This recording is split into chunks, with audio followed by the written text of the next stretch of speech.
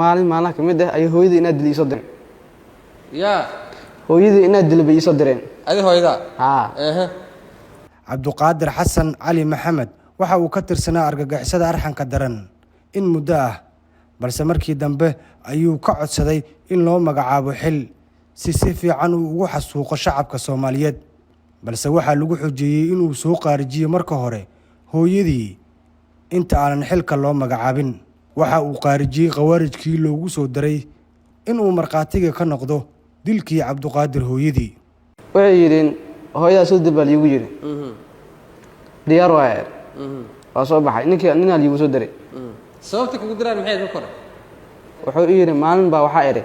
ina xil idibta baa raayay ya amiirkiina u tagay waxa ere xilna idibta baa rabaa xil marta u yiri diyaar waayay u yiri hal arin baa ku diraa u yiri mug arinkaas ana fulsa laga raayo yiri diyaar waayay arinkii diraa eray arinkii wuxuu yiri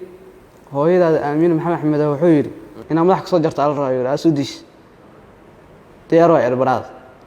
waa soo baxay inuu igu soo diray bustoolada ii soo dhiibay bustoolada soo qaatay nimo mooto as u waday mootada igu soo diray mootada soo raacnay anagoo meel dhaxsi marayna sheeg xoohay afikiray hooyada aad ku dhashay ma dil kartaa baa intii soo dhacday markaas waxaan eray ninka bustoolada u dhiibay halka bustoolada si loo ridin ma aqaan ana qoryaha aakaha iyo waxa saaqana waxa eray bustoolada si loo riday i tusay baraad wuxuu yiri hal baalato iigay waa riday bustoolada riday warniyo baasgiya ay ridmaysa tan baasgiya ay baaskiyo geeyay baaskiya muggi sheeg xoohay dhaxdil maray ku qabtay madax halkan baa ka bilaabay markaas ku jaray mootada gudooti aan dhaawac madaxan iyo jilbka waxa ay gaareen mootada dhacday waa soo baxay warniyo ha idin loo irkalka naftii ii sidaaye baxsan leh uu yiri mootada uu qaado ii rart mootada aan ku qaaday anoo hooyadii ka soo dirnaa mootada ku qaaday uu qaaday baraadano waa u tagay mid kala meesha sujuudka mari 2018 ilaa iyo hadda ayuu u adeegayay qawaarijta Cabduqaadir waxaan uu ka qayb qaatay weeraro arbushaad ah oo lagu soo qaaday baraha kontarool ee ciidanka ay ku leeyihiin Baraawe Awdhiigle iyo Afmadow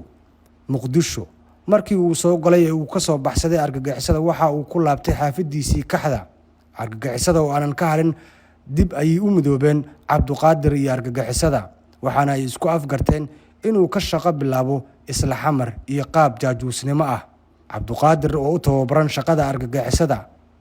ma dhibin la qabsiga iyo isdhexgalka bulshada waxaana uu camirtay xer suufi ah oo quraanka ka aqrisa xaafadaha Kaxda iyo suuqa xoolaha inta uu jilayay wadaadnimada qootada ah Cabduqaadir waxa uu ka qayb qaatay weerar lagu qaaday saldhigga degmada Kaxda Febraayo 2022 bis diyaar waay baraad wuxuu yiri meel saldhigga ka qayb galay oo baalka oo dagaal iyo wax ku jiraan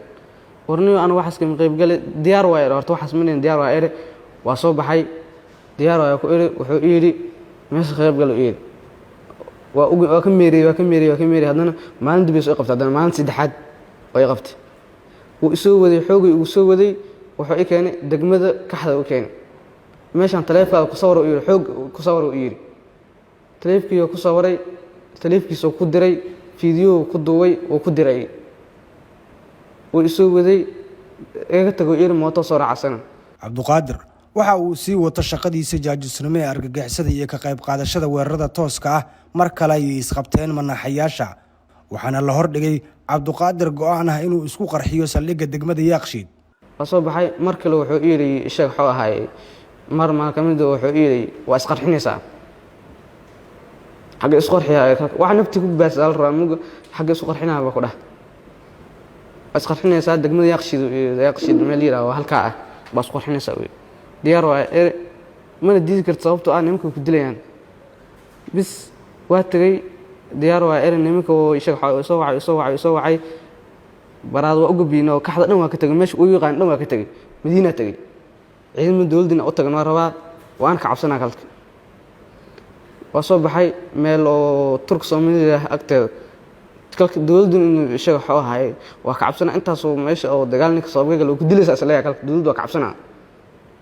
bis meesha haluu qabtaa isla marka dawladdu waa is dhiirigeliyo waxa isla ha ku qabato dawladdu noo waa baxay meesha ku meereystay waa la qabtay marka dab marka lii qabtay sidaas liigu soo xidhaanay shaabna kamid ahaa jiri xoogaan uu shaqay jiray marka hadda agsoobka oo maamada hooyadii isoo direen xamar marka joogo xoog bay uu shaqay jiray xooga ku shaqeeya lidii jiray gaashaanle muumin xuseen cabdullaahi ku-xigeenka xeer ilaaliyaha guud ee maxkamadda ciidamada qalabka sida ayaa ka codsaday maxkamadda in Cabdiqaadir laga horleexiyo bulshada sidaad ka dareemaysid Cabdiqaadir waa qof caadi looga dhigay la qabsaday isagoo yar la baray inuu qof dilaa qof la toogta xabad lagu dhiftaa dad meel jooga la xasuuqa ay la tahay wax caadi ah sidaan cuntada u cunno biyaha u cabno oo kale ayaa looga dhigay dadka inuu dilaa haddaba waa qatar Cabdiqaadir inuu dadkaani dhex socdo يعني bulsho dhex maro shabaab iyo argagixiso oo jooga taaka kamida Soomaaliya qof lagu aamini karo ama يعني ma taqaana suuragal ay tahay inuu bulshada dhex maraa maaha haddaba mudana gudoomiye garsooreyaal maxkamadda sharafta leh waxaan maxkamadda si xushmad la uga codsanaa eedeysana Cabdiqaadir maxkamaddu inay ku xukunto ku qaado qodobada aan ku soo eedeynay eedeena ku xusan ciqaabtay tilmaamayaan maxkamadduna waa maasantahay qareenka eedeysanaha oo markaan oo kale diris laha naxariista ayaa ka codsaday maxkamadda in loo qafiifiyo dambiga dhaqan celin lagu tuuro Cabdiqaadir maadaama si ay wax jiro dhan uu si sax ah u sheegay ilmo yar oo hor loo mari habaabiyay inuu yahay da'yarna uu yahay hadda xukun qaadi kara mas'uuliyad qaadi kara uusan ahayn waxa maxkamadda sharafta ka codsanaya ayadoo fiirinaysa da'yaraantiisa iyo caruurnimadiisa in ay maxkamaddu ay xiraarinta eedaha ay ku soo eedeysan dhammaan maxkamadda inay ka laasho ay meelaha wax lagu dhaqan celiyo oo lagu dhaqan toosiyo ay geyso waa nin dhalinyaro ah haddii wax la baro la toosiyo dalkana waa anfacayaa dadkana waa anfacayaa wax badan oo faa'iido buu yeelanayaa in la barbaariyo oo sidii wixii lagu shubay laga shubo hadda waa laga shubay nabad sugidda ka shubtay waa maadsan yihiin wuxuu u baahan yahay keli ah in meel intaas ka sii fiican in la geeyo waxaan maxkamadda sharafta ka codsanayaa in dhaqan celin loo diro ciqaabtana laga joojiyo maxkamadduna waa maasanta gudoomiyaha maxkamadda darajada koowaad ee ciidamada qalabka sida gaashaanle sare xasan cali nuur shuute ayaa ugu dambeyntii soo xiray go'aan ka soo saarayso fadhigu waa xiran Axmed Salaad warbaahinta qaranka